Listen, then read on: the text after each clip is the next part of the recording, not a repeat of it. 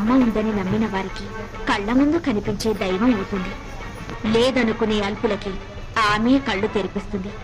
నైవేద్యాన్ని ఆ అమ్మనే పిలిచి తినిపించాడు ఓ చిన్న పూజారి. ఓం శ్రీ కనకదుర్గా దేవి.